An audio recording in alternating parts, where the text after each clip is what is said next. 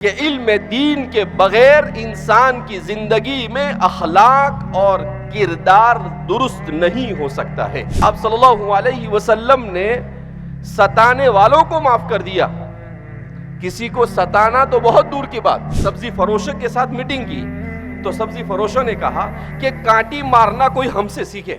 میرے بھائیو، دوستو اور بزرگوں، ہم اپنی زندگی پر سوچیں کہ ہم کہاں کھڑے ہیں اور ہمیں کہاں کھڑا ہونا چاہیے۔ اللہ نے انسان کو علم عطا فرمایا۔ علم ایک ہے علم دین اور ایک ہے علم دنیا۔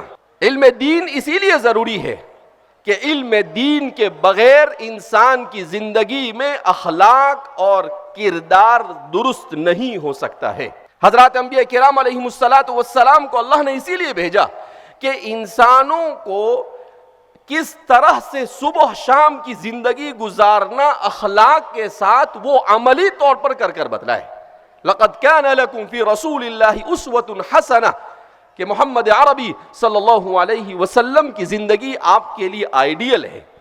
آپ صلی اللہ علیہ وسلم نے ستانے والوں کو معاف کر دیا، کسی کو ستانا تو بہت دور کی بات۔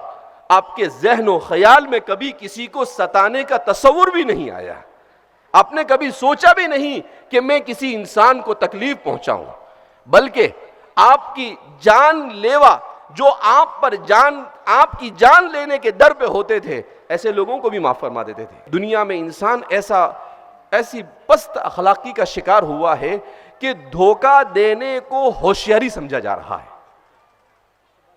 وہ کہتے ہیں کہ ہم نے سبزی فروشوں کے ساتھ میٹنگ کی تو سبزی فروشوں نے کہا کہ کانٹی مارنا کوئی ہم سے سیکھے۔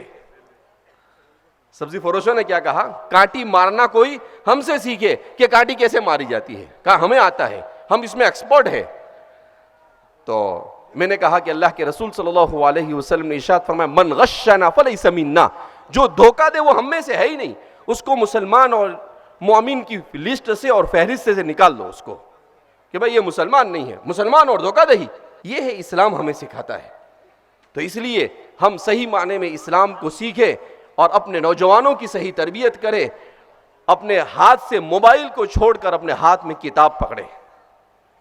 کیا پکڑے؟ اپنے ہاتھ میں کتاب۔ آج ہم نے کتاب کو چھوڑ دیا۔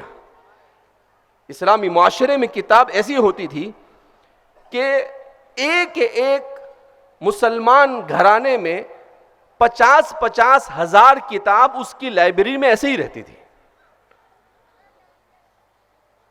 برمکی خلافت عباسیہ کے ایک بہت بڑے وزیر گزرے ہیں، ان کے بارے میں آتا ہے کہ ان کے مکتبے میں 6 لاکھ کتابیں اپنے مطالعے کی تھی۔ ابھی کل پرسوں میں ایک عربی کا مضمون پڑھ رہا تھا، اس میں لکھا کہ عالم اسلام میں اب تک کے تقریباً 30 کروڑ سے زیادہ کتابیں چھپی ہیں، مگر جتنی کتابیں 1400 سال میں علماء نے لکھی ہے، ان کتابوں کا یہ 10واں حصہ بھی نہیں، 90% سے زیادہ ابھی تک کے چھپی نہیں، یا وہ کہیں پر مخطوطے کی شکل میں پڑی ہوئی ہے، یہ صرف 10% چھپی ہے۔ یہ ہے وہ علم جو امت مسلمہ نے انسانیت کو دیا۔ آج یہ سائنس جتنی بھی ہمارے سامنے ہے، اس کی بنیاد ڈالنے والے کون ہیں؟ مسلمان ہیں۔ لیکن آج ہم کہاں کھڑے؟ ہم صرف یہی کہیں گے کہ پیدر من سلطان بود، کہ میرا باپ بادشاہ ہے، کہ ہمارے آبا و اجداد نے، ارے انہوں نے بہت کچھ کیا، آپ نے کیا کیا؟ ہم نے کیا دیا معاشرے کو؟